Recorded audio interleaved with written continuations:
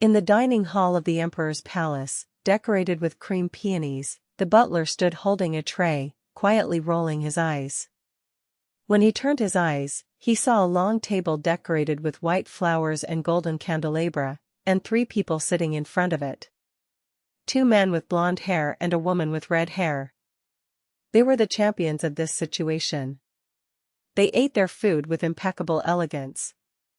Their refined movements, inherent in them, immediately revealed their high status. Among them, the middle-aged man, sitting in the main seat, was eating his food in a very normal manner while serving. "So, how's Ambrose territory doing?" After the maid filled the teacup with golden liquid and withdrew, the middle-aged man opened his mouth. As his deep voice spread through the dining hall, the red-haired woman, sitting across from him, raised her head. The woman was wearing a light coral dress decorated with gold threads. She was not adorned with fancy decorations or large jewelry, but she still attracted attention. Her eyes turned to the middle-aged man. Her pure green eyes had the power to make anyone who looked into them faint. Perhaps for this reason, the maid filling her teacup was staring blankly, and the hot liquid accidentally spilled. "Ah. My apologies, Your Highness." "Decent." Aleisha, who was called Your Highness, smiled sweetly at the maid, whose face turned pale. With a kind smile, she motioned for the maid to withdraw, then spoke to the man. "Thanks to Your Majesty's concern, this winter has passed smoothly. The stores are full, and it looks like we will get through next winter easily as well. The winters in Ambrose are particularly harsh. Since he has become the king of the empire, he must be managed well." "Naturally." Aleisha answered by lowering her eyes politely. The emperor smiled, satisfied with her answer. At that moment, the butler, who was standing behind the emperor, approached. "It's time for your medicine, Your Majesty." The butler presented a tray bearing a potion prepared by the great wizard. The emperor took the potion and frowned slightly. Aaron's medicines were very effective, but they tasted bad. So, every time, he would frown like that. The butler quickly offered him the grapes, but it was not enough to remove the bitter taste. "Next time, bring candy with him. Something that can stay in the mouth for a long time." While the emperor was taking the medicine, Aleisha asked the butler in a gentle tone. The butler bowed to the crown princess order. "Okay, Your Highness." The butler's voice was full of respect. During his time at the crown princess' side, he came to serve her sincerely. Although the crown princess was of rural noble origins, she seemed as if she had been born in the imperial palace. Even when she suddenly took over the management of the palace's internal affairs after the removal of the empress and first princess, there was no noise. And not only that. She was fair in hiring people, and even paid attention to details that members of the imperial family might ignore with the utmost care. "You can leave now." So far, it shows in not keeping the butler in the dining hall for too long and sending him first. "I am very grateful, Your Highness." Thanks to her, the butler was able to be freed from serving the emperor's food, and he left the hall feeling deeply grateful. The emperor's meal was 2 hours long, which was a relatively long time. Because while eating, he would hold meetings with the nobles or review major and minor palace affairs. This meant that the head butler had to spend 6 hours a day, 3 times at meals, standing still in the dining hall. For the butler, who was responsible for managing all the palace servants, food service was a huge burden. But on days when the emperor ate with the crown prince and his wife, he could cut this time in half. Because the crown princess used to allow the butler to leave the hall after the emperor took his medicine.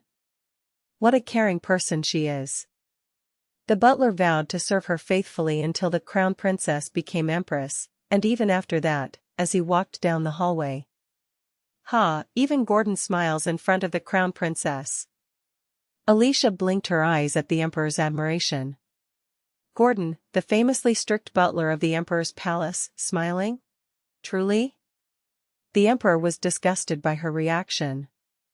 "Didn't you see? He smiled right before he left. It was a fleeting moment. What a pity. I'll watch carefully next time. Aleisha replied with a bright smile. The emperor looked at his daughter-in-law with a warm look, then spoke to his son sitting next to her. Didn't you see too? I didn't see. As I expected. The emperor answered calmly as if he had not expected anything. The crown prince never takes his eyes off the crown princess. So, whether the butler smiled or cried, it would not get into his eyes. By now, Franz was busy removing a mint leaf from Aleisha's dessert plate. He didn't seem to mind the emperor's observation at all. I'll eat it myf. I removed it all.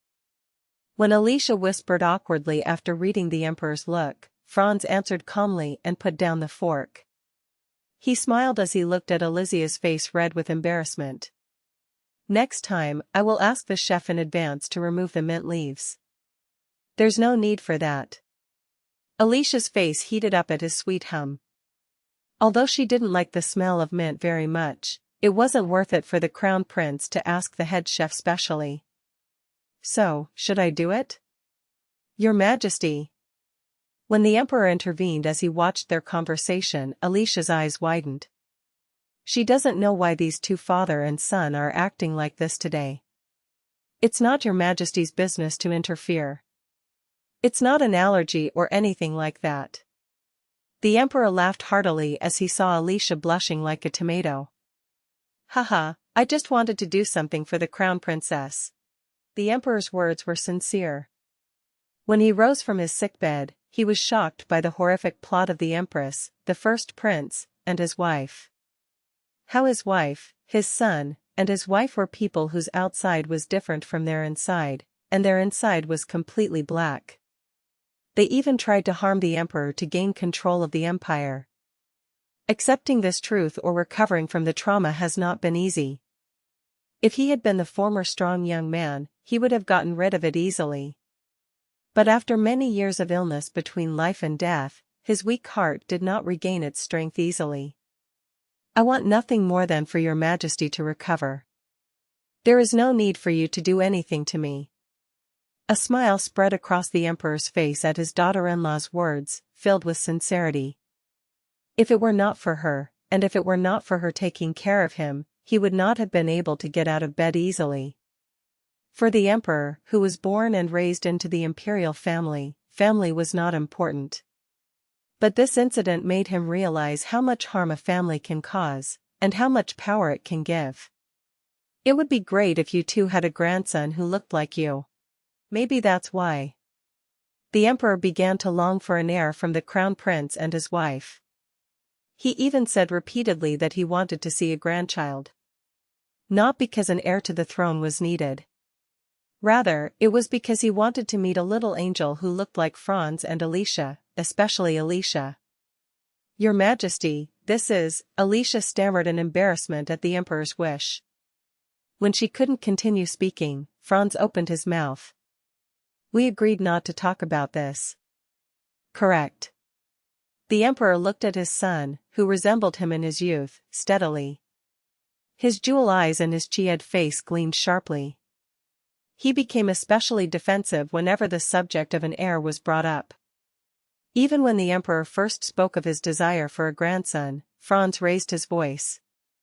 Do you mean that Liz should have a child for your Majesty? Even now, that powerful scream echoed in his ears, so the emperor rubbed his temples.